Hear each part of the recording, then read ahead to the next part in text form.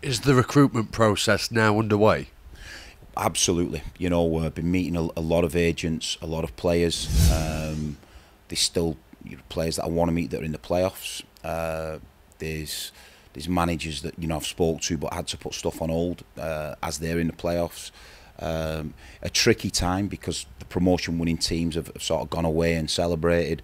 So I've spoke to a few of them. And they've actually been away when I've spoke to them. So met quite a few players. So it's just non-stop. The summer now with the window shortening and the lack of flexibility in the loan market after that, the emergency loan market, then your business has got to be aggressive. It's got to be done, and you've got to go and make sure that you're in there with a fighting chance, so everybody knows about your players that you potentially want to let go. Everyone knows your players that are listed, and it's got to be an aggressive strategy because you can't recruit and rebuild and restructure if you're not on it 24/7, and that's what we are at the minute. And what's the closed season / pre-season plan for the contracted players here? It's something that I've done wherever I've been. It's something that I sort of pride myself on, making sure that these 6 weeks. So the boys will come back officially on the 25th of June, which is a 6-week lead-in time to the first game. And in that time, we're just building the programme now. We work very closely with John Dempster, Coops and Wits to make sure that we are fully coordinated in our planning of the 21s games, the 18 scholars games and the first teams games. So we're building that at the moment, and that's going well. So we'll have the games programme for the players when we come back. I think the difference what we do is I've used a consultant, fitness consultant, who comes in through the summer, and he'll do 10 sessions, and that's designed for the players in the off season to come in. Bit of a strange one, because usually in the summer, if you've played 40 odd games, you need that recovery time and rest time, which the players will get.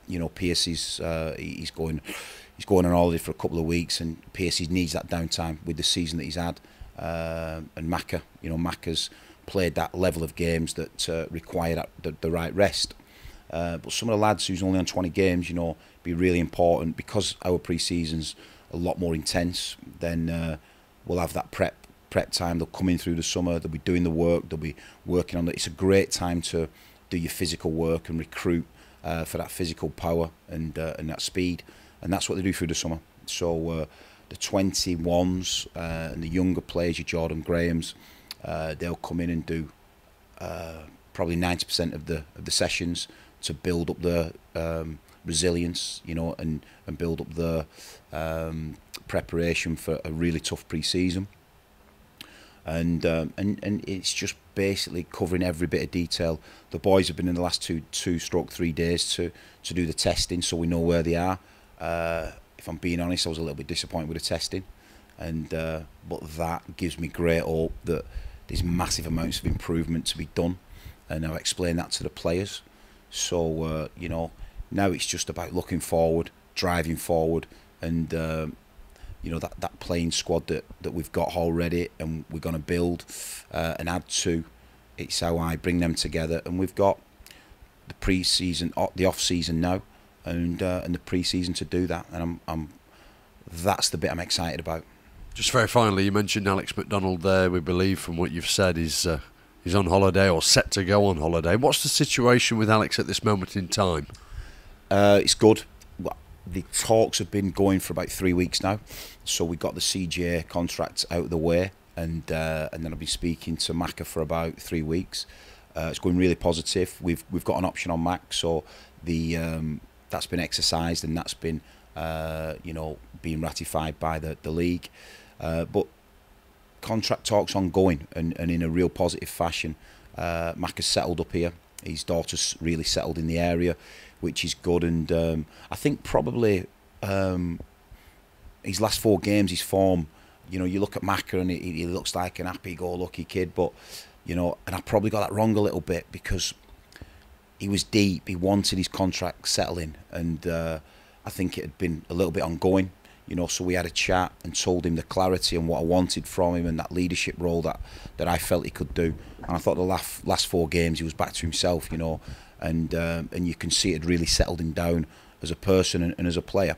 So delighted where the talks are going, and we're trying to get it extended, you know, more than what the original option was.